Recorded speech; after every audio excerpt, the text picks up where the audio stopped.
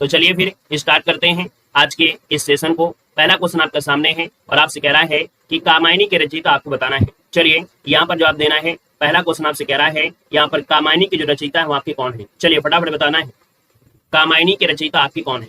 1 number का option देखा जाए तो आप कहेंगे कामायनी के हैं, यहाँ पर आंसर क्या हो जाएगा, ए नंबर इसका जवाब राइट हो जाएगा। कामायनी के रचयिता है आपकी जयशंकर प्रसाद हैं।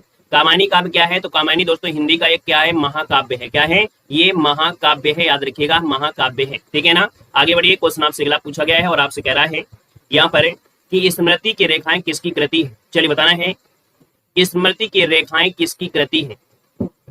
दोस्तों ऑप्शन नंबर आपका क्या हो जाएगा, तो आप कहेंगे सर ऑप्शन नंबर आपका यहाँ पर हो जाएगा क्या, यहाँ पर सी नंबर महादेवी वर्मा। क्या हो जाएगा, महादेवी वर्मा, जिसका ऑप्शन आ रहा है बिल्कुल सही जवाब हो जाएगा। और ये क्या है, इनका संस्मरण है। आगे बढ़िए, क्वेश्चन आपसे दिया गया है कि रामचरितमानस में कितने कांड हैं। रामचरितमानस में कितने कांड हैं। यहाँ पर कहेंगे सर 7 कांड है, 7 सोपान भी कहते हैं, 7 कांड भी कहते हैं। स्टार्टिंग बालकांड से होता है, खत्म यहाँ पर देखा जाए तो उत्तराकांड से होता है। तो आप कहेंगे सर सबसे बड़ा कांड जो होता है वो कौन सा है, तो आप कहेंगे सर सबसे बड़ा कांड यहाँ पर बालकांड हो जाएगा। और सबसे छोटा अगर पूछे तो आप कहेंगे सर किष्किंधा कांड जो आपका है वो सबसे छोटा कांड है, ठीक है। चलिए आगे बढ़ते हैं, क्वेश्चन आपसे अगला पूछा गया है। क्वेश्चन आपका 4 है, कुरुक्षेत्र किसकी रचना है। कुरुक्षेत्र किसकी रचना है। चलिए सभी को गुड मॉर्निंग।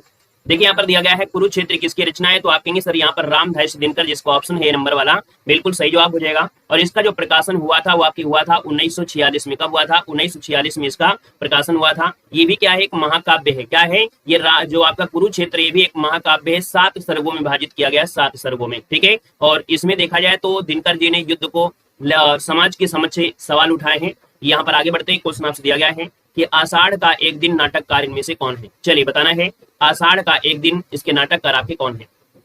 देखिए 5 का ऑप्शन यहाँ पर सी नंबर, जिसका भी ऑप्शन आ रहा है बिल्कुल राइट हो जाएगा। मोहन राकेश, जिसका ऑप्शन आ रहा है बिल्कुल राइट हो जाएगा। ये रचित एक हिंदी नाटक है, ऑप्शन नंबर आपका बनेगा सी नंबर है, राइट हो जाएगा। आगे बढ़िए, क्वेश्चन दिया गया है निम्नलिखित में से किसकी रचना आचरण की सभ्यता है। ये बताना है, यहाँ पर क्वेश्चन है कि आचरण की जो सभ्यता है वो किसकी रचना है। आप कहेंगे सर यहाँ पर आंसर आपका डी हो जाएगा, सरदार पूर्ण सिंह हो जाएगा। ऑप्शन आपको बनेगा यहाँ पर आपका डी नंबर, सरदार पूर्ण सिंह इसका आंसर है, राइट हो जाएगा। याद रखिए डी नंबर आपका जवाब राइट हो जाएगा। आगे बढ़िए, क्वेश्चन आपसे अगला पूछा गया और आपसे कह रहा है कि शिवा बावनी की रचना किसकी है। शिवा बावनी की रचना बताना है, शिवा बावनी किसकी रचना है।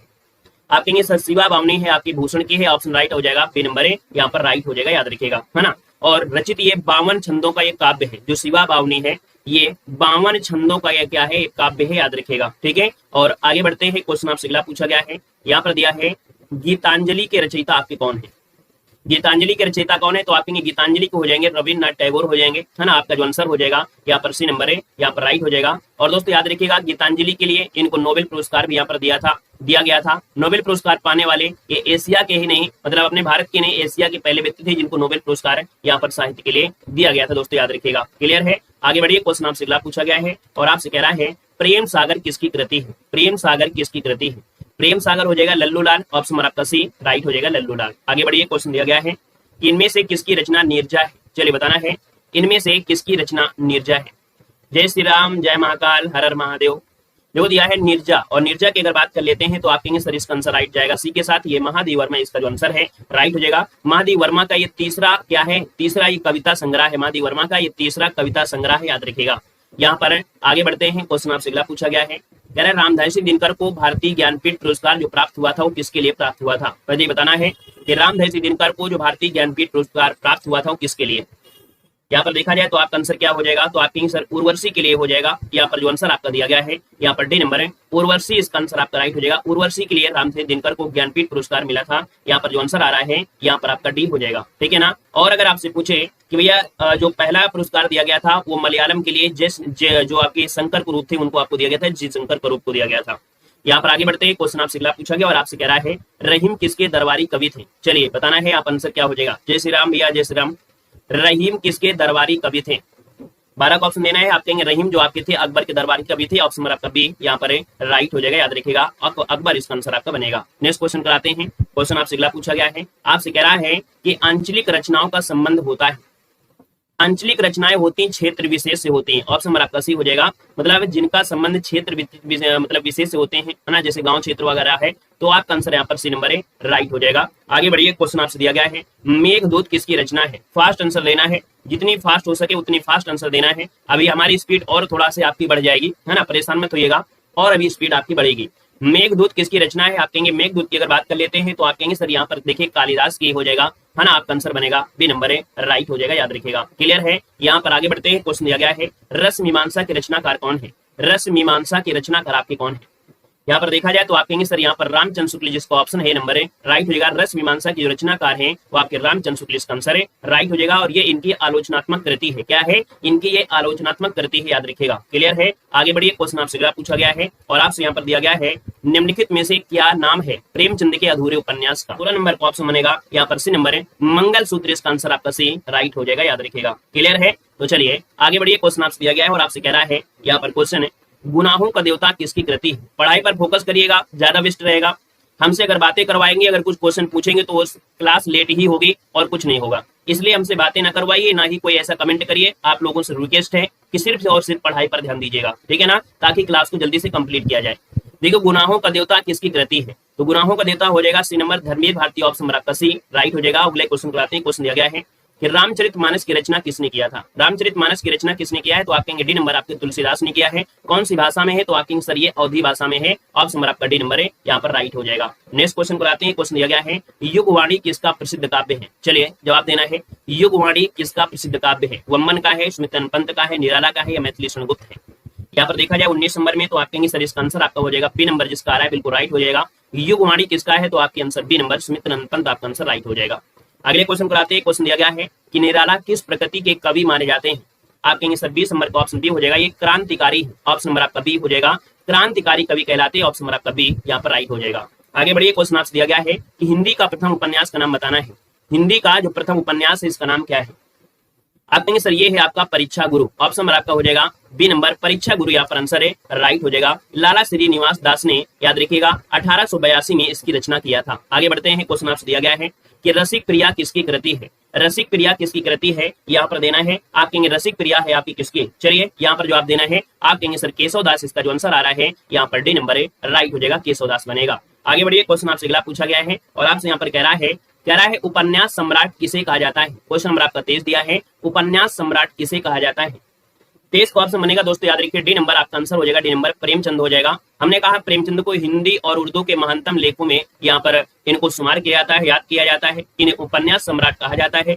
याद रखिएगा कि ये जो उपाधि दिया है वो किसने दिया है? उपन्यास सम्राट की जो उपाधि दिया है इनको, वो दिया है एक बंगाल के विख्यात उपन्यासकार थे शरद चंद्र चट्टोपाध्याय। किसने दिया है? शरद चंद्र चट्टोपाध्याय ने ये इनको उपाधि दिया है उपन्यास सम्राट, ऑप्शन आपका डी नंबर है, राइट हो जाएगा। बाकी प्रेमचंद की रचनाएं इतनी ज्यादा है, अभी आपको पढ़ने को मिलेगा, है ना, गोदान गवन सेवादन निर्मला आदि, ये सब आपको मिलेंगे इसी में, है ना। यहाँ पर आगे बढ़ते हैं। क्वेश्चन आपसे अगला पूछा गया है कि हिंदी साहित्य के आदिकाल को आचार्य शुक्ल ने क्या नाम दिया है? जो हिंदी साहित्य का आदिकाल है इसको आचार्य शुक्ल ने क्या नाम दिया है, आपसे पूछा गया है। आप कहेंगे सर यहाँ पर देखा जाए 24 नंबर में तो 24 का ऑप्शन सी हो जाएगा, वीर गाथा काल का है, या पर आंसर नंबर आपका सी वीर गाथा काल हो जाएगा, ठीक है ना। ये वीडियो को पूरा देखिएगा, क्योंकि वीडियो पूरा देख लेंगे तो यहाँ पर जो आपके आदिकाल, चारण काल, सिद्ध सामंत काल, ये किसने कहा, सब चीज आपको पढ़ने को, आपको थ्योरी में भी आपको मिलेगा, इसलिए वीडियो को पूरा देख लीजिएगा। यहाँ पर अगला क्वेश्चन आपसे दिया गया है और आपसे कह रहा है छायावाद के प्रवर्तक किसे माना जाता है? छायावाद के जो प्रवर्तक है वो किसको मानते हैं? यहाँ पर आंसर नंबर आपका डी हो जाएगा, जयशंकर प्रसाद, जिसका ऑप्शन आ रहा है आपका जवाब बिल्कुल सही हो जाएगा, डी नंबर की छाया युद्ध का प्रवर्तक प्रसाद जी को माना जाता है। आगे बढ़िए, क्वेश्चन आपसे अगला पूछा गया है, कह रहा है रामचंद्रिका किसकी कृति है? रामचंद्रिका किसकी कृति है? यहाँ पर देखिए 26 नंबर में आप कहेंगे सर इसका जो आंसर है वो आपका हो जाएगा केशवदास की रचना है। किसकी है? केशवदास की रचना है, यहाँ पर आंसर आपका बी नंबर है, राइट हो जाएगा दोस्तों, याद रखिएगा, ठीक है ना। और यहाँ पर आगे बढ़ते हैं। क्वेश्चन आपसे अगला पूछा गया है, दिया गया है कि तुलसीदास के द्वारा रचित विनय पत्रिका की भाषा कैसी है? तुलसीदास ने रचित किया है विनय पत्रिका और इसकी भाषा पूछा है, आपका आंसर में से क्या होगा? तो आप कहेंगे सर यहाँ पर आंसर बी हो जाएगा, ये ब्रज भाषा में है। वेरी वेरी आईएमपी क्वेश्चन, इसको नोट कर लीजिएगा, क्योंकि तुलसीदास ने अधिकतम आपकी जो रचनाएं किया है वो आपकी अवधी भाषा में किया है, इस कारण से यहाँ पर जो विनय पत्रिका है वो भाषा कैसी है? तो आपकी ये ब्रज भाषा, याद रखिएगा, ऑप्शन आपका बी जाएगा। अगले क्वेश्चन कराते हैं। क्वेश्चन आपसे दिया गया है, आपसे कह रहा है यहाँ पर क्वेश्चन है कि अभिज्ञान शकुंतलम के रचयिता आपके कौन है? अभिज्ञान शकुंतलम आप कहेंगे सर कालिदास, इसका आंसर है यहाँ पर राइट हो जाएगा, कालिदास। अगला क्वेश्चन यहाँ पर दिया गया है कि कबीर किसके शिष्य थे? कबीर किसके शिष्य थे? यहाँ पर 29 ऑप्शन देना है। कबीर की अगर बात करते हैं तो आप कहेंगे कबीर किसके शिष्य थे? तो आप कहेंगे सर रामानंद, इसका जो आंसर है यहाँ पर सी नंबर है, राइट हो जाएगा, रामानंद आपका बन जाएगा। अगले क्वेश्चन को आते हैं। क्वेश्चन दिया गया है और आपसे यहाँ पर दिया है कि जयशंकर प्रसाद की सर्वश्रेष्ठ रचना आपकी कौन सी है? चलिए, जयशंकर प्रसाद की सर्वश्रेष्ठ रचना आपकी कौन सी है? यहाँ पर ऑप्शन नंबर आपका ये हो जाएगा कामायनी हो जाएगा, याद रखिए कामायनी है ना, जिसको 15 सर्गों में इसको विभाजित किया गया है। मनु और श्रद्धा के बीच जो प्रेम है उसकी सुंदरता को इसमें अभिव्यक्त किया गया है। आप कहेंगे सर ऑप्शन नंबर आपका ए यहाँ पर राइट हो जाएगा। अगला क्वेश्चन दिया गया है उर्मिला के रचयिता आपके कौन है। चलिए उर्मिला के रचयिता आपको बताना है, उर्मिला के रचयिता आपके कौन है। यहाँ पर आंसर नंबर आपका ये हो जाएगा, ये है बाल कृष्ण शर्मा नवीन। कौन है? बाल कृष्ण शर्मा नवीन जो है ये उर्मिला के रचयिता हैं। ऑप्शन नंबर आपका ए यहाँ पर राइट हो जाएगा दोस्तों, याद रखिएगा। क्लियर है। और आगे बढ़ते हैं, क्वेश्चन आपसे अगला पूछा गया है, आपसे कह रहा है नमक का दरोगा जो कि कहानी है इसके रचयिता कौन है। चलिए बताना है नमक का दरोगा का रचयिता इनमें से कौन है। यहाँ पर देखिए आप कहेंगे सर ये नंबर हो जाएगा मुंशी प्रेमचंद हो जाएगा, है ना। मुंशी प्रेमचंद के द्वारा ये रचित एक लघु कथा है। इसमें एक ईमानदार नमक निरीक्षक की कहानी को बताया गया जिसमें कालाबाजारी के विरुद्ध आवाज उठाई थी, और यह कहानी धन के ऊपर धर्म की जीत होती है। याद रखिए इसका आंसर आपका ये बनेगा। आगे बढ़िए, क्वेश्चन आपसे अगला पूछा गया और आपसे कह रहा है, यहाँ पर दिया है आतीत के चलचित्र के रचनाकार कौन है। आतीत के चलचित्र, यहाँ पर देखा जाए आतीत के चलचित्र हो जाएगा ऑप्शन नंबर आपका सी, यहाँ पर महादेव वर्मा जिसको ऑप्शन आ रहा है यहाँ पर राइट हो जाएगा। आतीत के चलचित्र हो जाएगा महादेव वर्मा। आगे बढ़िए, क्वेश्चन आपसे दिया गया है, आपसे कह रहा है यहाँ पर क्वेश्चन है कि हिंदी खड़ी बोली के प्रथम प्रतिष्ठित कवि आपके कौन है।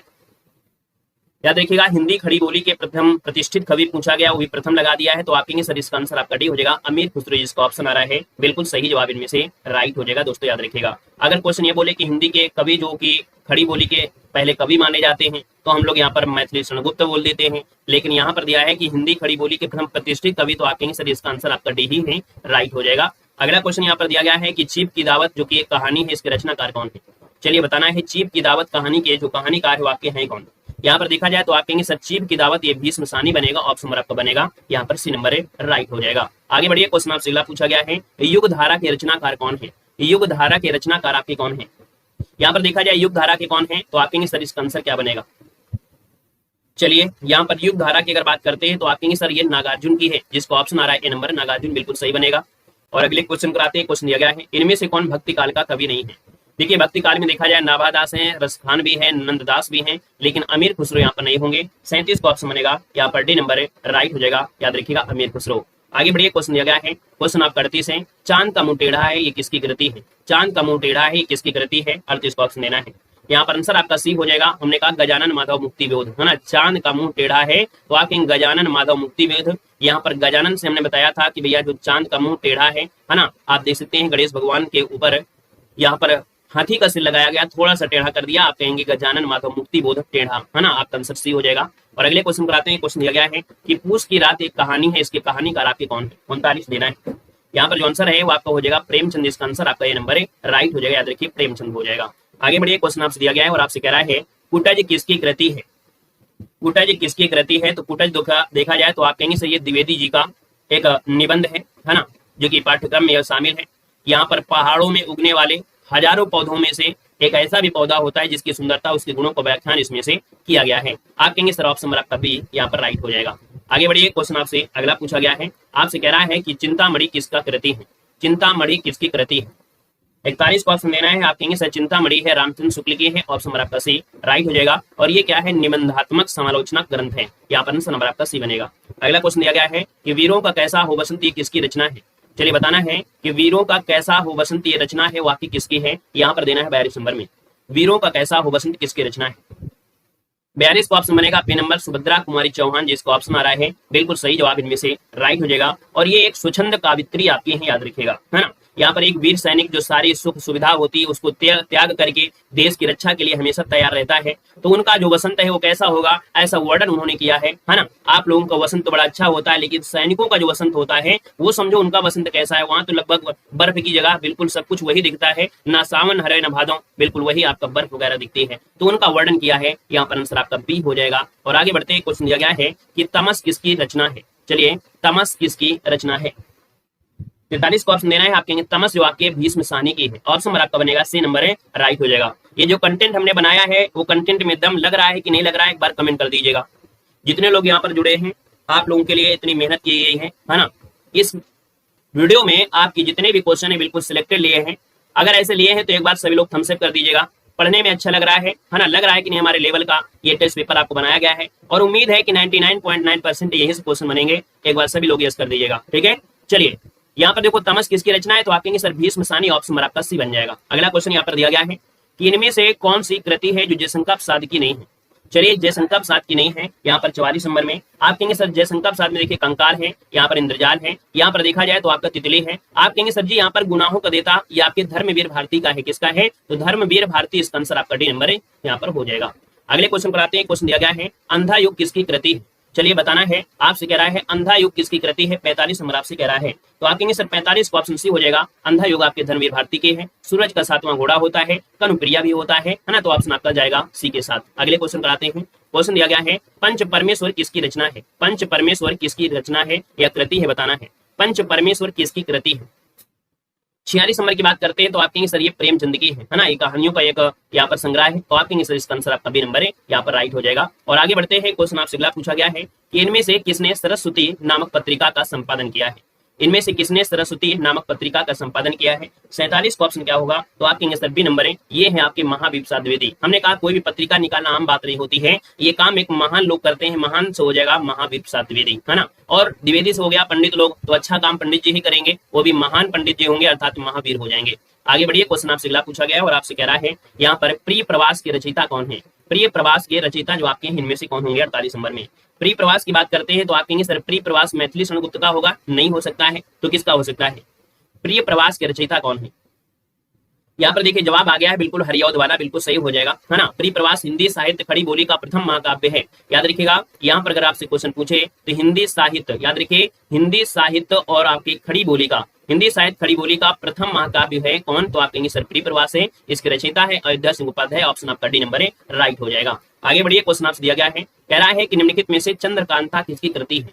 चंद्रकांता किसकी कृति है? 49 का ऑप्शन देना है। आप कहेंगे चंद्रकांता की बात करते हैं तो आप कहेंगे सर ये है बाबूजी कौन? देवकी नंदन खत्री, इसका आंसर आपका सी जाएगा कि चंद्रकांता की है कौन? आपके देवकी नंदन खत्री बनेंगे, ऑप्शन नंबर आपका सी बनेगा। नेक्स्ट क्वेश्चन पर आते हैं। क्वेश्चन आपसे दिया गया है, कह रहा है यहाँ पर कागज के फूल किसकी रचना है? कागज के फूल किसकी रचना है, यहाँ पर देना है। तो कहेंगे कागज के फूल जो रचना है ये भारत भूषण अग्रवाल की है। नोट कर लीजिएगा कि जो कागज के फूल रचना है ये भारत भूषण अग्रवाल की है, ऑप्शन नंबर आपका डी यहाँ पर राइट हो जाएगा। अगले क्वेश्चन पर आते हैं। क्वेश्चन दिया गया है कि साकेत के रचयिता कौन है? साकेत के जो रचयिता है 51 नंबर में, वो ऑप्शन क्या हो जाएगा? साकेत की बात करते हैं तो आप कहेंगे सर यहाँ पर मैथिली शरण गुप्त, जिसका ऑप्शन है यहाँ पर डी नंबर वाला, जवाब बिल्कुल हो जाएगा मैथिली शरण आपका गुप्त बनेगा। यहाँ पर आगे बढ़ते हैं। क्वेश्चन आपसे अगला पूछा गया है कि जहाज का पंछी किसकी कृति है? जहाज का पंछी किसकी कृति है? 52 का ऑप्शन देना है। और 52 की अगर बात करते हैं तो आप कहेंगे सर ये है आपका क्या? इलाचंद जोशी है, याद रखिए इलाचंद जोशी का ये क्या है? तो आपका उपन्यास है, यहाँ पर आंसर नंबर आपका हो जाएगा बी नंबर है। जहाज का पंछी एक उपन्यास है और इसके रचनाकार आपके इलाचंद जोशी हो जाएंगे। यहाँ पर आगे बढ़ते हैं। क्वेश्चन आपसे दिया गया है यामा किसकी रचना है? यामा किसकी रचना है? 53 का ऑप्शन देना है। आप कहेंगे सर यहाँ पर देखा जाए तो ये आपके महादेवी वर्मा का है, ऑप्शन नंबर जिसका आ रहा है यहाँ पर आपका सी नंबर है, राइट हो जाएगा। इनमें से देखा जाए इनमें उनकी 4 कविता संग्रह है, नीरजहार, नीरजा, रश्मि और आपकी संदेह संकलित किए गए हैं। अगला क्वेश्चन यहाँ पर दिया गया और आपसे कह रहा है यहाँ पर क्वेश्चन है कि सुमित्रा नंदन पंत को जो पुरस्कार मिला था वो किस कृति के लिए ज्ञानपीठ पुरस्कार मिला था? यहाँ पर जवाब देना है। आप कहेंगे सर यहाँ पर देखा जाए तो सुमित्रा नंदन पंत को जो पुरस्कार मिला था ज्ञानपीठ पुरस्कार वो मिला था यहाँ पर, याद रखिएगा चिदम्बरा के लिए मिला था। चिदम्बरा के लिए आपका जो आंसर हो जाएगा वो आपका डी नंबर है, राइट हो जाएगा। यहाँ पर आगे बढ़ते हैं। क्वेश्चन दिया गया है, क्वेश्चन आपसे दिया गया है अष्टाध्यायी के रचयिता कौन है? 55 दिया गया है और 55 की बात करते हैं तो आप कहेंगे सर अष्टाध्याय हो जाएगा पाणिनि बनेगा, ऑप्शन नंबर आपका ए जिसका आ रहा है बिल्कुल सही जवाब हो जाएगा। पाणिनि जिसका ऑप्शन आ रहा है बिल्कुल सही जवाब हो जाएगा। 8 अध्यायों वाली ये पुस्तक है, इसे अष्टाध्यायी कहा गया है। संस्कृत व्याकरण का एक अत्यंत प्राचीन ग्रंथ है। क्या?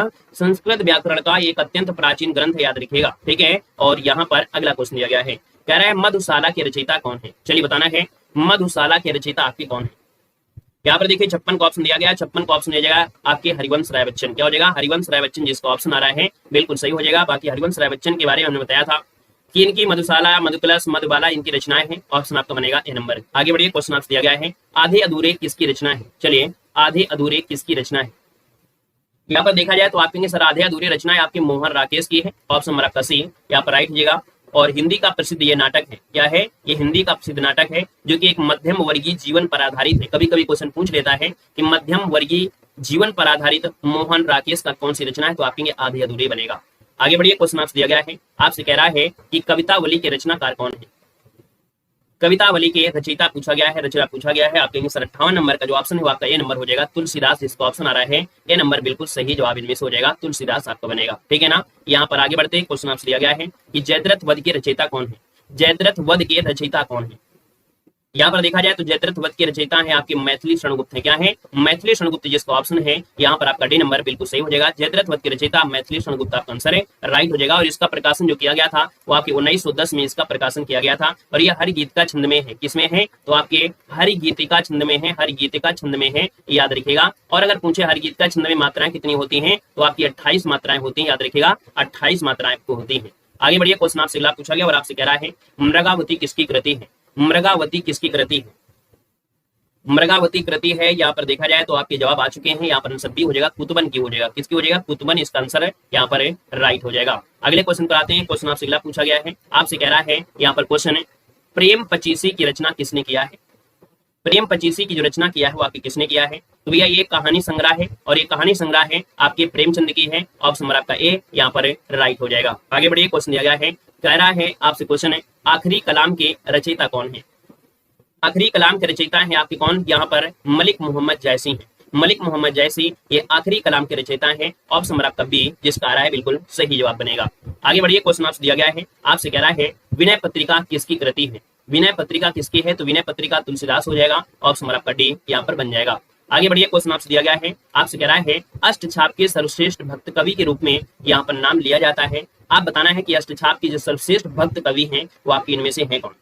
याद रखिए, यहाँ पर जो नाम लिया जाता है आपके सूरदास का नाम लिया जाता है। ऑप्शन नंबर आपका बी राइट हो जाएगा। बाकी अष्टछाप में 8 कवि हैं जिनको अभी आपको वीडियो में पढ़ना होगा। यहाँ पर आगे बढ़ते हैं, क्वेश्चन दिया गया है कि यशोधरा किसकी रचना है?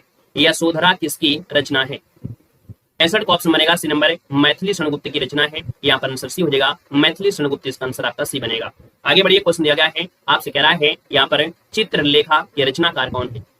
चित्रलेखा के रचनाकार आपसे पूछा गया है। तो आप कहेंगे सर ये है भगवती चरण वर्मा। कौन हो जाएंगे? भगवती चरण वर्मा। ऑप्शन नंबर आपका सी राइट हो जाएगा। और नेक्स्ट क्वेश्चन पे आते हैं। क्वेश्चन दिया गया है, आपसे कह रहा है आजाद शत्रु किसकी कृति है? आजाद शत्रु किसकी कृति है? 67 का ऑप्शन देना है। यहाँ पर देखा जाए तो आप कहेंगे सर यहाँ पर आंसर सी हो जाएगा, जय संकल्प सात की कृति है। ऑप्शन सी नंबर राइट हो जाएगा, जय संकल्प सात की हो जाएगा। और आगे बढ़ते हैं, क्वेश्चन आपसे दिया गया है और आपसे कह रहा है ध्रुव स्वामी के रचयिता कौन है?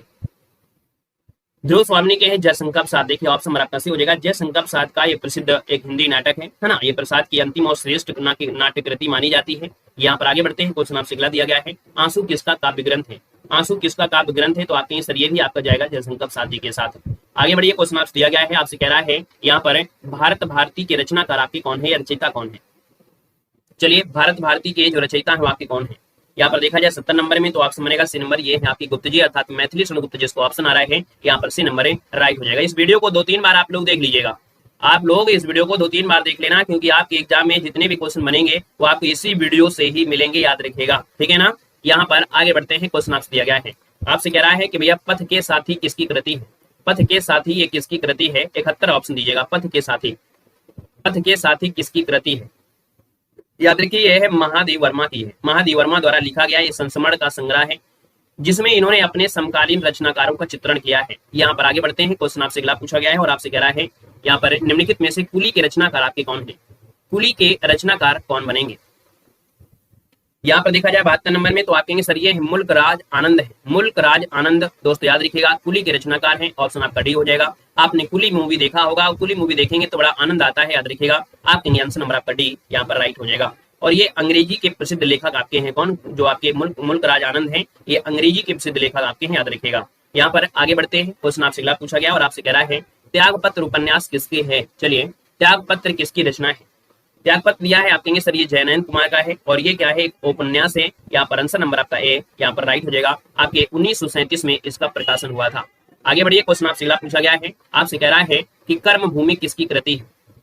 यहाँ पर देखा जाए कर्म भूमि दिया है और कर्म भूमि की बात करते हैं तो आप कहेंगे सर ये है प्रेमचंद का और ये कैसा उपन्यास है? याद रखिएगा कर्म भूमि जो आपका है ये राजनीतिक उपन्यास है। इनका ये राजनीतिक उपन्यास है, राजनीतिक उपन्यास है, राजनीति पर ये बनाया गया ये उपन्यास है। यहाँ पर जो आंसर है वो आपका सी वाला राइट हो जाएगा। आगे बढ़िए, क्वेश्चन आपसे अगला पूछा गया है, आपसे कह रहा है कि हिंदी खड़ी बोली का प्रथम महाकाव्य इनमें से कौन बनेगा? चलिए, यहाँ पर बताना है हिंदी खड़ी बोली का जो आपका प्रथम महाकाव्य है वो आपका इनमें से राइट क्या हो सकता है? चलिए, यहाँ पर बताना है। वीडियो को लाइक शेयर करते हुए चलेंगे, है ना। यहाँ पर जितने भी साथी यहाँ पर जुड़े हैं सेशन को लाइक शेयर करते हुए चलिएगा, चाहे पहले जुड़े हैं या ऑफलाइन देख रहे हैं। देखो हिंदी खड़ी बोली का प्रथम महाकाव्य लगभग सभी का जवाब आ गया है। प्री प्रवास जिसका ऑप्शन आ रहा है बी नंबर वाला बिल्कुल सही जवाब हो जाएगा। खड़ी बोली के प्रथम कवि आपके ये माने जाते हैं, है ना। यहाँ पर जो आंसर आ गया है वो बी नंबर है, यहाँ पर राइट हो जाएगा। इसमें देखा जाए तो आपके विरह काव्य भी, इसमें से आपका विरह काव्य भी है। अगला है कि हिंदी साहित्य के इतिहास के सबसे पहले लेखक आपके कौन है। चलिए, हिंदी साहित्य के इतिहास के सबसे पहले लेखक पूछा गया है, तो आप कहेंगे सर हिंदी साहित्य के इतिहास के बारे में सबसे पहले लेखक है गरसा दातासी। क्या हो जाएंगे? गरसा दातासी, जिनका एक ग्रंथ है यहाँ पर हिंदुस्तानी करके, है ना, इस्तवार द लिटरेचर ए हिंदुस्तानी करके है। इसे हिंदी साहित्य का प्रथम इतिहास माना जाता है। आप कहेंगे सर इसका आंसर आपका डी नंबर है, यहाँ पर राइट हो जाएगा। आगे बढ़िए, क्वेश्चन आपसे अगला पूछा गया है और यहाँ पर आपसे कह रहा है कि सर मृगनयनी किसका उपन्यास है। चलिए, यहाँ पर बताना है, आपसे दिया गया है, क्वेश्चन दिया गया है मृगनयनी किसका उपन्यास है। मृगनयनी की बात करते हैं तो आप कहेंगे मृग रहते हैं वन में और वन में रहते हैं, तो आप कहेंगे सर वृंदावन लाल वर्मा। इसका आंसर आपका हो जाएगा मृगनयनी वृंदावन लाल वर्मा, ऑप्शन आपका बी बनेगा। अगला क्वेश्चन यहाँ पर दिया गया और आपसे कह रहा है कि इनमें से अशोक के फूल किसका निबंध संग्रह है। अशोक के फूल किसका निबंध संग्रह है, यहाँ पर बताना है। आप कहेंगे सर अशोक के फूल है, यहाँ पर हजारी प्रसाद द्विवेदी है, ऑप्शन नंबर आपका डी यहाँ पर राइट हो जाएगा, याद रखिएगा। क्लियर है? आगे बढ़िए, क्वेश्चन आपसे अगला पूछा गया है और आपसे दिया है मैला आंचल किसकी कृति है। मैला आंचल दिया है, आप कहेंगे सर ये तो आपके फणीश्वर नाथ रेणु की है। यहाँ पर जो आंसर है वो आपका बनेगा डी नंबर है, फणीश्वर नाथ रेणु, इसका आंसर राइट हो जाएगा। और ये आंचलिक उपन्यास है। कैसा है? आंचलिक उपन्यास है। आगे बढ़िए, क्वेश्चन दिया गया है, आपसे कह रहा है इनमें से वीरगाथा काल के सर्वश्रेष्ठ कवि आपके कौन है। वीरगाथा काल में देखा जाए तो आपके जो चंद्रवरदाई हैं, ये चंद्रवरदाई वीरगाथा काल के सर्वश्रेष्ठ कवि आपके माने जाते हैं। ऑप्शन नंबर आपका बनेगा ए नंबर है, राइट हो जाएगा। इनकी रचना क्या है आप लोग कमेंट करिए जल्दी से। चंद्रवरदाई की रचना का नाम बता दीजिएगा कमेंट बॉक्स में कमेंट करके, ठीक है। अगला क्वेश्चन है, किसे आधुनिक हिंदी का किन्हें आधुनिक युग की मीरा कहा जाता है। वेरी वेरी आईएमपी क्वेश्चन है, आपको बताना है कि किसे आधुनिक युग की मीरा कहा जाता है, बताइएगा किसे आधुनिक युग की मीरा कहा जाता है। दोस्तों ये है आपकी महादेवी वर्मा, ऑप्शन नंबर आपका ए राइट हो जाएगा। और ये आपके फर्रुखाबाद से यहाँ पर जन्म हुआ था, फर्रुखाबाद में इनका जन्म हुआ था 1907 में, है ना। तो आप कहेंगे सर इसका आंसर आपका ये नंबर है, यहाँ पर राइट हो जाएगा, याद रखिएगा। इनके काव्य में जो आपका मौजूद विरह है, वेदना है, भावात्मक गहनता के कारण ही इनको आधुनिक की मीरा कहा जाता है। आगे बढ़िए, क्वेश्चन आपसे दिया गया है, आपसे कह रहा है कि हिंदी साहित्य की प्रथम कहानी का नाम क्या है। हिंदी साहित्य की प्रथम कहानी है आपकी कौन, तो आप कहेंगे सर इंदुमती हो जाएगा। इंदुमती राजा शिव प्रसाद सितारे हिंद, है ना, जो कि राजा भोज का सपना, ये इन्हीं से रिलेटेड आपका है। तो आप कहेंगे सर किशोरीलाल गोस्वामी की, ये जो आपकी किशोरीलाल गोस्वामी की इंदुमती, आपका आंसर सी यहाँ पर राइट हो जाएगा। आगे बढ़िए, क्वेश्चन दिया गया है कि हिंदी का आदि कवि किसे कहा जाता है। हिंदी का आदि कवि, हिंदी का आदि कवि किसे कहा जाता है। दोस्तों ये हैं आपके स्वयंभू हैं, यहाँ पर जो आंसर है वो सी नंबर है, यहाँ पर राइट हो जाएगा, आपके स्वयंभू हो जाएंगे। आगे बढ़िए, क्वेश्चन आपसे अगला पूछा गया है और आपसे यहाँ पर दिया गया है कि रामचरितमानस की रचना किस भाषा में की गई है। रामचरितमानस की जो रचना है वो आपकी किस भाषा में की गई है। आप कहेंगे सर 84 का ऑप्शन यहाँ पर देखा जाए तो आपका आंसर बनेगा डी नंबर है, ये आपकी अवधी भाषा में किया गया है, ऑप्शन डी अवधी भाषा हो जाएगा। यहाँ पर आगे बढ़ते हैं, क्वेश्चन आपसे अगला पूछा गया है कि पृथ्वीराज रासो किस कालखंड की रचना है। पृथ्वीराज रासो किस कालखंड की रचना है, यहाँ पर जवाब देना है। आप कहेंगे सर ये तो आपके आदिकाल की रचना है, ऑप्शन नंबर आपका ए वाला राइट हो जाएगा।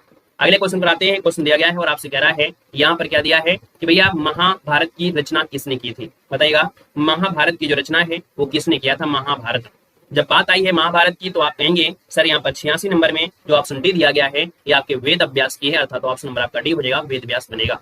आगे बढ़िए, क्वेश्चन आपसे दिया गया है गीत गोविंद किसकी कृति है। चलिए 87 को स्वप्न देना है, गीत गोविंद किसकी कृति है, 87 का ऑप्शन राइट, इनमें से क्या हो जाएगा। आप कहेंगे सर गीत गोविंद, यहाँ पर गीत गाएंगे, अच्छा तो आप जय जयकार करेंगे, एग्जाम में आपके क्वेश्चन फंसेंगे तो आप जय जय करेंगे, आपको वर्दी मिलेगी, जय जयकार करेंगे, लेकिन आप लड्डू नहीं खिलाएंगे, हमको इतना मालूम है ना। आपको वर्दी मिलने के बाद भी आप हमें लड्डू नहीं खिलाएंगे।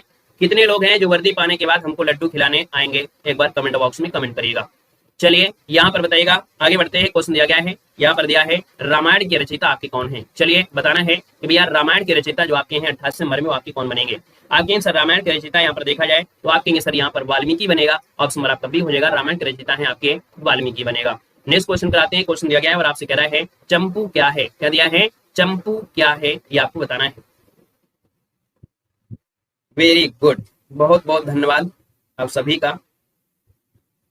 यहाँ पर दिया है चंपू क्या है, तो 89 नंबर का जो ऑप्शन आ गया है वो आपका हो जाएगा कि यही चंपू काव्य कहा जाता है जो गद्य और पद्य का मिश्रित रूप होता है, उसे चंपू कहते हैं, ऑप्शन नंबर आपका सी यहाँ पर राइट हो जाएगा। आगे बढ़िए, क्वेश्चन दिया गया है कि झांसी की रानी किसकी कृति है। चलिए यहाँ पर बताना है कि झांसी की रानी किसकी कृति है, 90 का ऑप्शन देना है, आपका जो आंसर आएगा वो राइट इनमें से क्या होगा, तो आप कहेंगे सर सुभद्रा कुमारी चौहान, जिसको ऑप्शन आ रहा है सी नंबर वाला, बिल्कुल सही जवाब हो जाएगा, सुभद्रा कुमारी चौहान बनेगा। आगे बढ़िएगा, क्वेश्चन आपसे अगला पूछा गया है और आपसे कह रहा है जयसी का जो पद्मावत है ये 1520 ईस्वी का महाकाव्य किस भाषा में लिखा गया था। चलिए महाकाव्य है, देखिए जैसे का जो पद्मावत है 21 भाषा में लिखा गया था, तो आप कहेंगे सर ये आपकी अवधी भाषा में लिखा गया था। ऑप्शन नंबर आपका बी यहाँ पर राइट हो जाएगा। नेक्स्ट क्वेश्चन पर आते हैं। क्वेश्चन आपसे दिया गया है कि कबीर दास की जो रचनाएं हो किसमें संकलित की गई हैं। चलिए बताना है आपका आंसर क्या है। हर एक क्वेश्चन आपका तोड़ मरोड़ के ऐसा क्वेश्चन आपके लाए गए हैं जो कि एग्जाम में आपको यहीं से आपको मिलने आएंगे, सब कुछ आपको यहीं से मिल जाएगा। ठीक है, यहाँ पर देखिए कबीर दास की जो रचनाएं वो किसमें संकलित है। आप कहेंगे सर 92 का ऑप्शन बी हो जाएगा, बीजक में है। बीजक में यहाँ पर देखा जाए तो आप कहेंगे सर साखी सबित रमैनी, यहाँ पर साखी और जो आपकी सबद है साखी सबद रमैनी वो आपकी इसी में क्या की गई है, आपकी यहाँ पर संकलित की गई है। तो याद रखिएगा कि ये बीजक की जो रचनाएं हैं वो आपकी कबीर दास की है। अगला क्वेश्चन आपसे दिया गया है कि हिंदी का प्रथम प्रकाशित पत्र आपके इनमें से कौन है। हिंदी का प्रथम प्रकाशित पत्र पूछा गया है, आपका आंसर बनेगा, आप कहेंगे सर ये है आपका उदंत मार्तंड, मतलब ऑप्शन नंबर जिसका आ रहा है बी नंबर उदंत मार्तंड आपका जवाब इनमें से बिल्कुल सही जवाब इनमें से राइट हो जाएगा, उदंत मार्तंड हो जाएगा। और दोस्तों याद रखिएगा ये आपके 30 मई को निकला था। कब? तो आपके 30 मई को, और अगर आपसे पूछे तो 1826 में है ना निकाला गया था। इसलिए इस दिन को हिंदी पत्रकारिता दिवस के रूप में मनाते हैं। 30 मई को हिंदी पत्रकारिता दिवस के रूप में मनाते हैं। कहां से निकला था? कलकत्ता से निकला था। किसने निकाला था? तो आपके ये पंडित जुगल किशोर ने यहाँ पर निकाला था, जो कि कानपुर के निवासी थे। आगे बढ़िए, क्वेश्चन आपसे दिया गया है कि पंचवटी के रचनाकार आपके कौन है। पंचवटी के रचनाकार पूछा गया है 94 में। पंचवटी के रचनाकार कौन है? यहाँ पर देखा जाए तो आप कहेंगे सर इसका आंसर आपका बनेगा मैथिली शरणगुप्त हो जाएगा। मैथिली शरणगुप्त यहाँ पर आंसर नंबर आपका सी राइट हो जाएगा, पंचवटी मैथिली शरणगुप्त। अगला क्वेश्चन दिया गया है रसमरथी की रचना किसने की है। रसमरथी के जो रचना किया है वो किसने किया है, यहाँ पर देना है। आप कहेंगे सर रसमरथी है यहाँ पर रामधसी दिनकर, आपका जो आंसर है यहाँ पर डी नंबर है राइट हो जाएगा। दोस्तों याद रखिएगा, क्लियर है। चलिए आगे बढ़िए, क्वेश्चन आपसे अगला पूछा गया है और आपसे यहाँ पर दिया गया है कि दीप शिखा किसका प्रसिद्ध काव्य है। दीप शिखा किसका प्रसिद्ध काव्य है। यहाँ पर याद रखिएगा दीप शिखा है महादेव वर्मा का है। क्या है? महादेव वर्मा, ऑप्शन नंबर आपका डी यहाँ पर राइट जाएगा। और महादेव वर्मा का ये 5वां कविता संग्रह है। ये क्या है? तो दीप शिखा इनका 5वां जो आपका कविता संग्रह है, याद रखिएगा। अगले क्वेश्चन पर आते हैं। क्वेश्चन दिया गया है निम्नलिखित प्रश्न में 4 विकल्प दिए हैं, उस सही विकल्प को चयन करना जो बताता है कि पृथ्वी राजरासो किस लेखक की रचना है।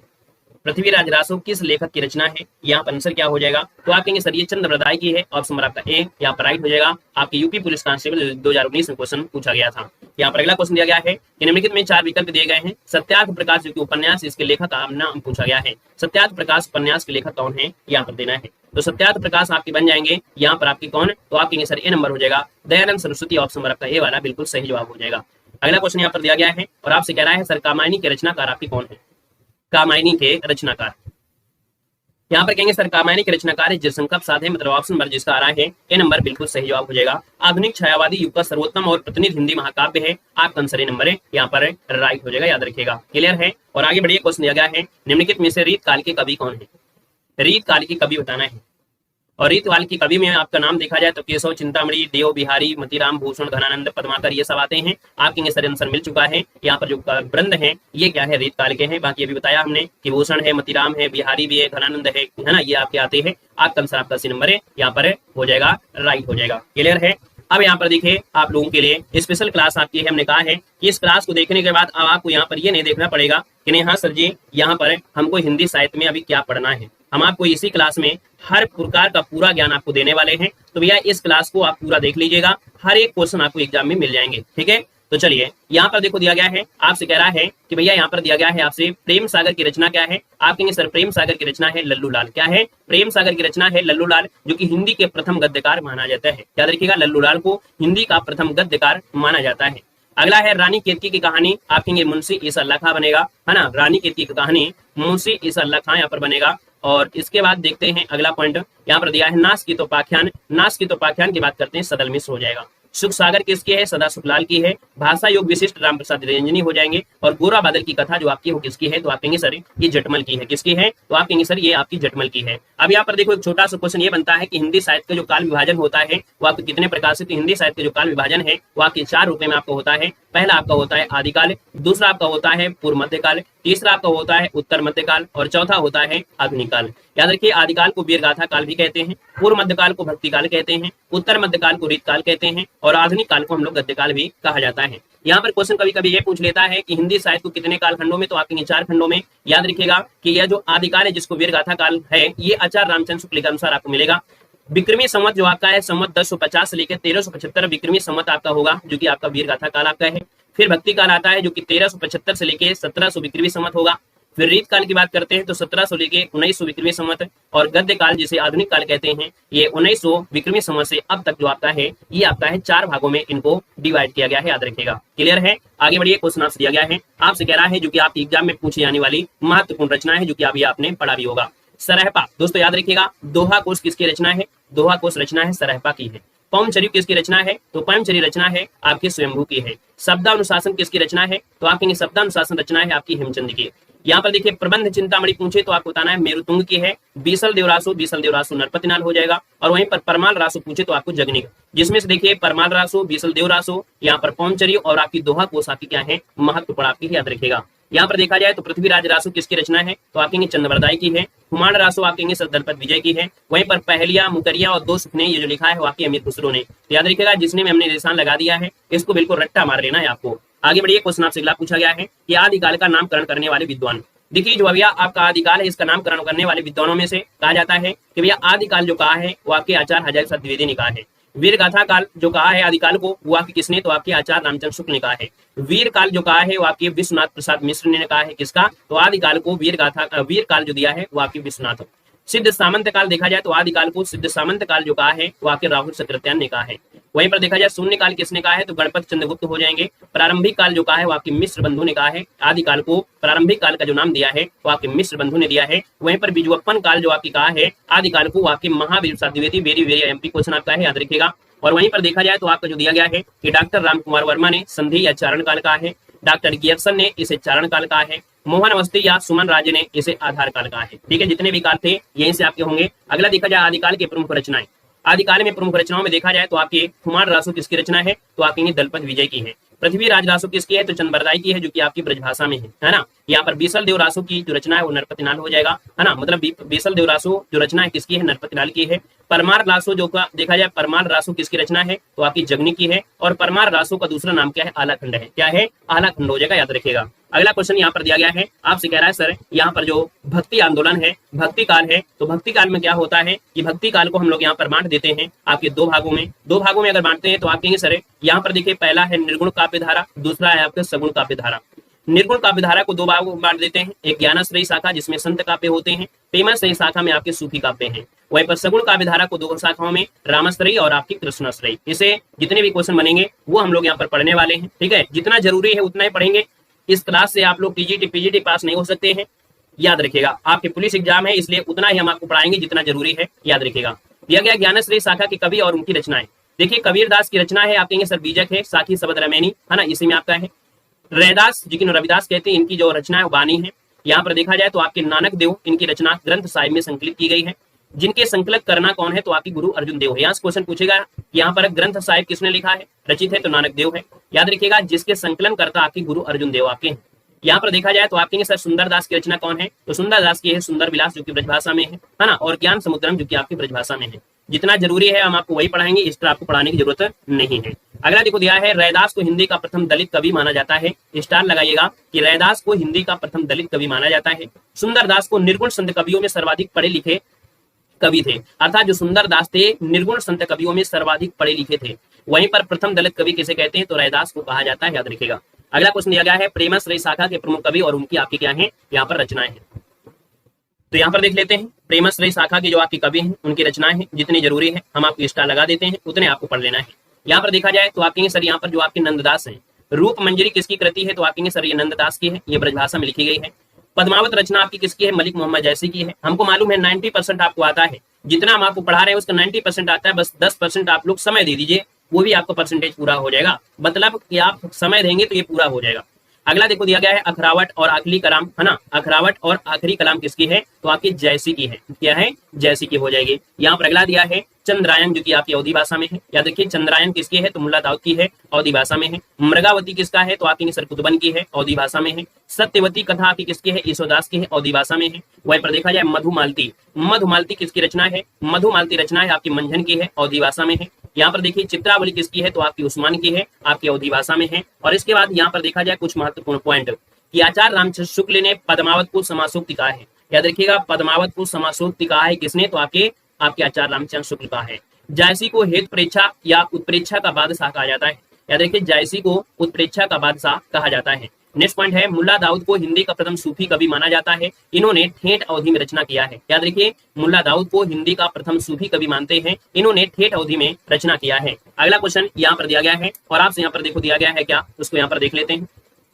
और यहाँ पर देखा जाए तो यहाँ से जो रचनाएं आपने पढ़ा है, हमने बताया, बस आपको समय देना है, 10-5 मिनट का समय देंगे, आपको सब पूरा कवर हो जाएगा। देखो दिया गया है कि भैया तुलसीदास की कुछ रचनाएं हैं, जैसे रामचरितमानस या अवधी भाषा में है, विनय पत्रिका आपकी ब्रजभाषा में है, कवितावली आपकी ब्रजभाषा में है, गीतावली आपकी मुक्तक काव्य है, दोहावली आपकी ब्रजभाषा है, यहाँ पर कृष्ण गीतावली ब्रजभाषा में है, रामलला लैचू, बरगो रामायण, पार्वती मंगल, जानकी मंगल, वैराग संदीपनी, हनुमान बाहुक, है ना, रामाज्ञ रसज्ञ प्रश्न होता है और अग्नि परीक्षा। याद रखिए तुलसीदास की ये सभी रचनाएं पूछी गई हैं। यहाँ पर रामाज्ञा प्रश्न को छोड़कर आपके नॉर्मल एग्जामों में सब लगभग आपकी रचनाएं आपको याद रखना है और आपको याद भी हो गई होंगी, सब आपने पढ़ा भी है। अगली बात पे आते हैं, अगला पॉइंट आपसे दिया गया है, यहाँ पर देखा जाए तो आपके रामायण, यहाँ पर जो रामायण है, रामायण की रचना किसने किया है? अभी हमने आपको ऑब्जेक्टिव क्वेश्चन सॉल्व कराया था, वहां से आपको पूरा हेल्प मिल रहा होगा। आप कहेंगे सर जी यहाँ पर देखा जाए तो जो दिया गया है आपसे रामायण, वो रामायण किसकी रचना है? आपके वाल्मीकि की है। कौन सी भाषा में? संस्कृत भाषा में है। यहाँ पर देखा जाए अष्टायाम ये किसकी है? तो नाभादास की है, ब्रज भाषा में है। भक्तमाल किसकी है? तो आप कहेंगे नाभादास की है। रामचंद्रिका जो कि प्रबंध काव्य है, याद रखिए केशवदास का है। विज्ञान गीता जो कि आध्यात्मिक ग्रंथ है, किसका है? तो केशवदास का। यहाँ पर आईएमपी क्वेश्चन बनता है कि सर जी यहाँ पर केशवदास का आध्यात्मिक ग्रंथ कौन है? तो केशवदास का आध्यात्मिक ग्रंथ कौन है? विज्ञान गीता है, याद रखिएगा। क्लियर है? यहाँ पर अगला देखो दिया गया है, आपसे कह रहा है भरत मिलाप। भरत मिलाप किसकी रचना है? तो आपकी ईश्वरदास की है, ईश्वरदास की हो जाएगी।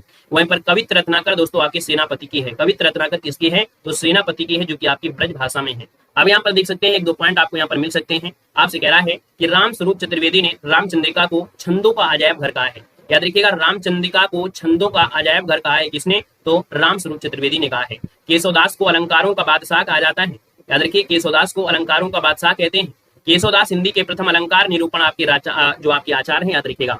और यहाँ पर देख सकते हैं कि रामचरितमानस को राम भक्ति काव्य का सबसे प्रसिद्ध काव्य माना गया है। राम कथा से संबंधित प्रथम प्राप्त ग्रंथ कौन है? वाल्मीकि रामायण है, जिसकी रचना 11वीं सदी में आपकी की गई थी।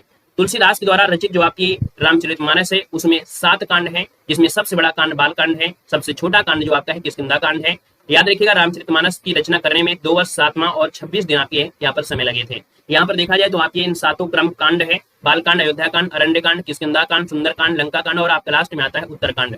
देखो इसमें अयोध्या कांड को हृदय कांड भी कहा जाता है। याद रखिएगा कि अयोध्या कांड को हृदय कांड भी कहा जाता है। किष्किंधा कांड की रचना कहाँ पर हुई थी? तो आपकी काशी में हुई थी। और याद रखिएगा कि रचना की दृष्टि से केशवदास रीत काल के कवि है, किंतु काल के अनुसार ये भक्ति काल के कवि कहा जाता है। याद रखिएगा, रचना जो किया है वो आपके रीत काल के हिसाब से, बाकी देखा जाए तो ये काल के अनुसार ये भक्ति काल से आपके हैं, है ना। बाकी आपको ऐसे ज्यादा फोकस नहीं करना है। आते हैं नेक्स्ट पॉइंट में। नेक्स्ट पॉइंट भी आपका लाजवाब होने वाला है। यहाँ पर देखा जाए तो आपसे कह रहा है कि भैया जो आपकी कृष्णाश्रयी शाखा के प्रमुख कवि है। अब आते हैं कृष्णाश्रयी में, क्योंकि अभी हम लोगों ने रामाश्रय पूछे थे। अब यहाँ पर देखिए कृष्णाश्रयी में सूरसागर जो कि ब्रजभाषा में है, साहित्य लहरी, सुरसारावली और भ्रमर गीत किसकी है? तो आप कहेंगे सर ये सूरदास की रचना है। सभी रचना आपकी एमपी है, अपने आप में सब एक अच्छा स्थान रखती है। यहाँ पर देखो मीराबाई की रचनाओं में जैसे गीत गोविंद टीका है, नरसी जगह मायरा है, मीरा की मलार है, राग सोठा है, राग गोविंद है, यहाँ पर नरसी मेहता ये आपका है। और अगला है यहाँ पर दिया रसखान। रसखान की बात करते हैं तो प्रेम वाटिका किसके है? तो आप कहेंगे सर प्रेम वाटिका किसके है? तो ये आपके रसखान की है ना। यहाँ पर अगला है सुदामा चरित जो कि ब्रजभाषा में है, और सुदामा चरित किसकी है? आपके नरोत्तम दास की है। यहाँ पर आते हैं अगले पॉइंट में। यहाँ पर देखिए बल्लभाचार्य की एक रचना है जिसको बोलते हैं तत्वदीप निबंध, तत्वदीप निबंध। यहाँ पर देखा जाए तो अगला है नंददास की रचनाओं में जैसे रसमंजरी है, भ्रमर गीत हो गया, सुदामा चरित हो गया। याद रखिए रसमंजरी, भ्रमर गीत और सुदामा चरित ये किसकी है? तो नंददास की है। यहाँ पर देखा जाए तो आप कहेंगे सर सूर सागर को कृष्ण भक्ति का सबसे प्रसिद्ध काव्य कहते हैं। याद रखिए इस बात को भी नोट करिएगा। जो आपको पॉइंट आपके मिल रहे हैं, इन पॉइंट को ध्यान दीजिएगा। इन्हीं पॉइंट से क्वेश्चन आपके बनते हैं और अच्छे अच्छे क्वेश्चन आपके बनते हैं। देखो दिया है सूर सागर को, क्या दिया गया है कि सूर सागर को, याद रखिए यहाँ पर सूर सागर को कृष्ण भक्ति काव्य का सबसे प्रसिद्ध काव्य कहते हैं। साहित्य लहरी को हिंदी में काव्य शास्त्र की प्रथम पुस्तक माना गया है। याद रखिएगा साहित्य लहरी को हिंदी में काव्य शास्त्र की प्रथम पुस्तक माना गया है। सूरदास को श्रृंगार और वात्सल रस का सम्राट कहते हैं। वेरी वेरी एमपी क्वेश्चन आपका दिया गया है। सूरदास को श्रृंगार और वात्सल रस का सम्राट कहते हैं। सूर सागर को स्त्री चरित्र का विशाल काव्य भी कहते हैं। सूर सागर को स्त्री चरित्र का विशाल काव्य कहते हैं। मीराबाई को हिंदी की आदि कवित्री और प्रथम कवित्री भी कहा जाता है। याद रखिएगा कि यहाँ पर अगला पॉइंट दिया है कि नंददास को जड़िया कवि कहा जाता है। इनके विषय में प्रसिद्ध है कि और कवि गढ़िया नंददास जड़िया। ठीक है, अब अष्टछाप के कवि को पढ़ लीजिए, क्योंकि एक क्वेश्चन तो यहीं से बन जाता है। अष्टछाप के कवियों में से वल्लभाचार्य के पुत्र विठल नाथ ने अपने पिता वल्लभाचार्य के 4 शिष्यों और अपने 4 शिष्यों को लेकर 1565 ईस्वी में अष्टछाप की रचना किया। किसने? तो आपके विठलनाथ ने किया। वल्लभाचार्य के शिष्य थे सूरदास, कृष्णदास, कुम्भनदास और परमानंद दास। ये दास वाले यहाँ पर देखो वल्लभाचार्य के हैं, सूरदास, कृष्णदास, कुम्भनदास और परमानंद दास। वहीं पर विठलनाथ की 4 शिष्य हैं, छीत स्वामी, गोविंद स्वामी, नंददास और आपके चतुर्बुद्ध दास। क्लियर है? क्लियर है? आगे बढ़िए, क्वेश्चन आपसे अगला पूछा गया है और आपसे यहाँ पर दिया गया है, आपसे यहाँ पर रीत काल। देखा जाए तो रीत काल का वर्गीकरण अगर हम करते हैं तो कहेंगे सर रीत सिद्ध काव्य धारा में एक कवि बहुत पूछा जाता है कि भैया बिहारी किस काल के कवि हैं, तो कहेंगे रीत काल के हैं, लेकिन रीत काल में कहां से? तो आपके सिद्ध रीत सिद्ध काव्य से जुड़े हैं आपके बिहारी। बाकी रीतबद्ध काव्य में चिंतामणि, केशव, मतीराम, सेनापति, देव हो जाएंगे। रीत मुक्त में आपके आते हैं घनानंद, आलम, बोधा, ठाकुर, ये आपके आते हैं। ठीक है, यहाँ पर अगला क्वेश्चन दिया गया है। देखो रीत काल के जो अधिकांश कवि हैं वो दरबारी थे, अर्थात राजाओं के आश्रय में रह के उनके दरबार में अपनी कविता किया करते थे। रीत काल के काव्य में श्रृंगार रस की प्रधानता थी, याद रखिएगा, रीत काल में श्रृंगार रस की प्रधानता थी। रीतकालीन कवियों की जो काव्य भाषा थी वो आपकी ब्रज भाषा थी। इनका सर्वाधिक प्रिय छंद था सवैया। क्या था? इनका सर्वाधिक प्रिय छंद जो था वो सवैया था, याद रखिएगा। और अगले क्वेश्चन में आते हैं। क्वेश्चन दिया गया है रीत काल का नामकरण करने वाले विद्वान। रीत काल का नामकरण जो किया है रामचंद्र शुक्ल ने इसे रीत काल कहा है, मिश्र बंधु ने इसे अलंकृत काल कहा है, विश्वनाथ प्रसाद ने इसे श्रृंगार काल कहा है, रमा शंकर और जो रसाल है इन्होंने कला काल कहा है। तो रीत काल के ये चारों आपको क्वेश्चन याद रखना है। रामचंद्र शुक्ल ने रीत काल, मिश्र बंधु ने अलंकृत काल, विश्वनाथ प्रसाद मिश्र ने श्रृंगार काल और रमा शंकर शुक्ल ने रसाल ने कला काल कहा है। अगला क्वेश्चन यहाँ पर दिया गया है रीत काल की प्रमुख आपकी रचनाएं। देखिए बिहारी की एक रचना है बिहारी सतसई जो कि ब्रज भाषा में है, और ये गागर में सागर भरने वाली यहाँ पर ये क्लास भी है, और देखा जाए तो ये रचना भी है। चिंतामणि की बात करते हैं तो चिंतामणि के यहाँ पर श्रृंगार मंजरी है ना, यहाँ पर रस विलास आपका हो गया। कवि कल्प तरु ये रचनाएं आपकी किसकी हैं? चिंतामणि की है। याद रखिएगा मतीराम की रचनाओं में जैसे आपका रसराज यहाँ पर दिया गया है, यहाँ पर देखा जाए ललित ललाम है ना, ये किसकी है? तो आपकी मतीराम की है। भिखारी दास की बात करते हैं तो भिखारी दास की काव्य निर्णय हो गया, यहाँ पर आपका अमर कोश हो गया। ठीक है, अगला दिया गया है जसवंत सिंह भाषा भूषण, ये किसके है? जसवंत सिंह की है। वहीं पर भूषण की जो रचना है वो शिवराज भूषण, शिवा बावनी, छत्रसाल दशक, ये वेरी वेरी एमपी क्वेश्चन है, याद रखिएगा। भूषण की रचनाओं में शिवराज भूषण, शिवा बावनी और छत्रसाल दशक इसका आंसर है, राइट हो जाएगा। अगला क्वेश्चन यहाँ पर दिया गया है और आपसे कह रहा है यहाँ पर देखिए पद्माकर। पद्माकर की देखा जाए जैसे आपकी गंगा लहरी, सूरदास की साहित्य लहरी होती है, सूरदास की साहित्य लहरी होती है, लेकिन पद्माकर की है गंगा लहरी। याद रखिए दोनों में से, क्योंकि सूर सागर जो आपकी साहित्य लहरी है, साहित्य लहरी, वो साहित्य लहरी से आपको कोई कंफ्यूजन ना हो तो साहित्य लहरी सूरदास की है, लेकिन गंगा लहरी किसकी है? तो आपकी पद्माकर की है। प्रबोध 50 किसकी है? पद्माकर की है। यहाँ पर देखा जाए तो आपके देखिए केशवदास की रचनाओं में से केशवदास की रचना रामचंद्रिका है, विज्ञान गीता है। हमने कहा था कि केशवदास की एक ऐसी रचना है जो आध्यात्मिक ग्रंथ है, और ये आध्यात्मिक ग्रंथ कौन है? तो विज्ञान गीता है, याद रखिएगा। बाकी कवि प्रिया है, रसिक प्रिया है ना, जहाँ गीत जस चंद्रिका भी किसकी है? तो आपके केशवदास की, याद रखिएगा। यहाँ पर देखा जाए तो अगला पॉइंट आपसे यहाँ पर दिया गया है आपसे घनानंद। घनानंद की है सुजान हित प्रबंध। ठीक है, ये आपसे पूछा जाता है, सुजान सागर भी पूछा जाता है, याद रखिएगा। और यहाँ पर देखा जाए अगला क्वेश्चन है कविदेव। कविदेव की जो रचना है वो है भाव विलास। क्या है? भाव विलास हो जाएगा यहाँ पर। अगला दिया गया रस विलास। रस विलास, भाव विलास ये किसकी है? तो आपके है देव की है। अब यहाँ पर देखिए जो कवि देव हैं इनको उपमा का बादशाह कहा जाता है, कविदेव को उपमा का बादशाह कहा जाता है। आचार्य राम शुक्ल ने चिंतामणि को रीत काल का प्रवर्तक आचार्य माना है। आचार्य राम शुक्ल ने चिंतामणि को रीत काल का प्रवर्तक आचार्य माना है। यहाँ पर देखा जाए तो चित्रकूट के सोलंकी राजा रुद्र ने भूषण को कवि भूषण की उपाधि दिया था। भूषण का वास्तविक नाम था घनश्याम। ये क्वेश्चन पूछा जाता है कि भूषण का वास्तविक नाम क्या था? तो घनश्याम था, याद रखिएगा। यहाँ पर देखा जाए तो सुंदरी सिंदूर रीतकाल कवि मतीराम की रचनाओं का संग्रह है। मतीराम की रचनाओं का संग्रह जो है वो सुंदरी सिंदूर है। रामचंद्र शुक्ल ने अपने हिंदी साहित्य के इतिहास ग्रंथ में भूषण को हिंदू जाति का प्रतिनिधि कवि कहा है। हिंदू जाति का प्रतिनिधि कवि, याद रखिएगा, हिंदी साहित्य इतिहास ग्रंथ में यहाँ पर रामचंद्र शुक्ल ने कहा है। घनानंद को विरोधाभास का बादशाह कहते हैं, याद रखिएगा। यहाँ पर विरोधाभास का जो बादशाह कहते हैं वो घनानंद का कहा जाता है। घनानंद की जो प्रतियां हैं वो आपकी ब्रज भाषा में, याद रखिएगा। ठीक है, यहाँ पर आगे बढ़िए क्वेश्चन दिया गया है आधुनिक काल का जो वर्गीकरण है। आधुनिक काल के वर्गीकरण में देखा जाए तो इसको हम लोग यहाँ पर 4 भागों में डिवाइड कर लेते हैं, और ये 4 भागों की अगर हम बात कर लेते हैं तो आगे सर भारतेंदु युग होता है। क्या क्या होता है? आधुनिक युग को भैया हम लोग बोलते हैं गद्य काल, जो कि भारतेंदु युग, द्विवेदी युग, छायावादी युग और आपका छायावाद उत्तर आपका हो जाएगा। यहाँ पर देखा जाए द्विवेदी युग की जो रचनाएं हैं आपने पढ़ रखा है, वही आपका देखो बार बार रिवीजन आपका हो रहा है। ऑब्जेक्टिव क्वेश्चन आपने लगाया और आपको यहाँ पर थ्योरी में पढ़ने में आनंद भी आपको आ रहा होगा। उम्मीद है कि क्लास आपको अच्छी लग रही है, तो सेशन को लाइक शेयर करते चलिएगा। देखो महावीर द्विवेदी की रचना में देखा जाए काव्य मंजूषा किसकी है? महावीर द्विवेदी की है, याद रखिएगा। वहीं पर देखा जाए अध्यय सिंह उपाध्याय की रचना है परिप्रवास, जो कि खड़ी बोली हिंदी का प्रथम महाकाव्य है ना। यहाँ पर देखा जाए तो ये क्या है? प्रबंध काव्य है, याद रखिएगा। जो वैदेही वनवास क्या है? प्रबंध काव्य है। परिजात जो आपका किसका है? प्रबंध काव्य है, वो भी किसका है? तो आपके अयोध्या सिंह उपाध्याय का है परिजात। ये भी क्वेश्चन आपको याद रखना, परिजात। चोखे चौपदे ये भी किसका है? तो आपके अयोध्या सिंह उपाध्याय का है, याद रखिएगा। अगले क्वेश्चन कराते हैं मैथिली स्वर्ण की रचनाओं में से रंग में भंग, ये इनका प्रथम काव्य रचना है। जयद्रथ वध ये खंड काव्य है, भारत भारती 1912 में रचित किया गया था। वहीं पर देखा जाए साकेत है, यशोधरा है ना, यहाँ पर जय भारत है, किसकी रचना है, तो मैथिली स्वर्ण की यहाँ पर रचना है, याद रखेगा। अगला क्वेश्चन यहाँ पर दिया गया है श्रीधर पाठक की एक रचना है कश्मीर सुषमा। कश्मीर सुषमा ये किसकी है, तो श्रीधर पाठक की है, याद रखेगा। अगला है गया प्रसाद स्नेही की प्रेम पचीसी, करुणा कादम्बिनी त्रिशूल भी आपकी है ना, और प्रेम पचीसी प्रेमचंद की भी आपकी रही है, प्रेमचंद की भी रचना रही है। प्रेम पचीसी हमने आपको सॉल्व करवाया है, लेकिन ऑप्शन में आपको दिया नहीं गया होगा स्नेही जी, ठीक है। अगला देखो दिया गया है जगन्नाथ दास रत्नाकर की एक रचना है उद्धव शतक, जो कि ब्रज भाषा में है, और कल काशी, याद रखिए गंगा अवतरण, उद्धव शतक, और आपकी कौन है, तो यहाँ पर आपका कल काशी किसकी, जगन्नाथ रत्नाकर की है। अब यहाँ पर विशेष पॉइंट की बात करते हैं तो हरिऔध जी सम्राट साहित्य जगत में कवि सम्राट की उपाधि से विभूषित किए गए थे। इनकी रचना परिप्रवास में 17 सर्ग है, याद रखिए हरिऔध की रचना है परिप्रवास, जिनको इनको कवि सम्राट की उपाधि दी गई है। 17 सर्ग इसमें से आपके हैं। अयोध्या सिंह उपाध्याय हरिऔध खड़ी बोली के प्रथम महाकवि यहाँ पर आपके रूप में जाने जाते हैं। हिंदी खड़ी बोली के प्रथम कवि के रूप में अयोध्या सिंह उपाध्याय को जाना जाता है। यहाँ पर देखा जाए मधु उपनाम से काव्य अनुवाद करने वाले मैथिली शरणार्थी गुप्त हैं। यहाँ पर अगले क्वेश्चन पर आते हैं। क्वेश्चन आपसे अगला पूछा गया है और आपसे यहाँ पर क्या कह रहा है, यहाँ पर ध्यान देना है। चलिए यहाँ पर देखो ध्यान दिया गया है आपसे, जो छायावादी कवि हैं, छायावादी कवि की बात करते हैं तो देखिए जयशंकर प्रसाद की रचना में, जयशंकर प्रसाद की रचना में उर्वशी है, कामायनी है, आंसू है, प्रेम पथिक है ना, कानन कुसुम है। याद रखिए यहाँ पर अगर पूछे उर्वशी आप कहेंगे सर क्या जयशंकर प्रसाद की है, तो आप कहेंगे जी सर जी जयशंकर प्रसाद की है।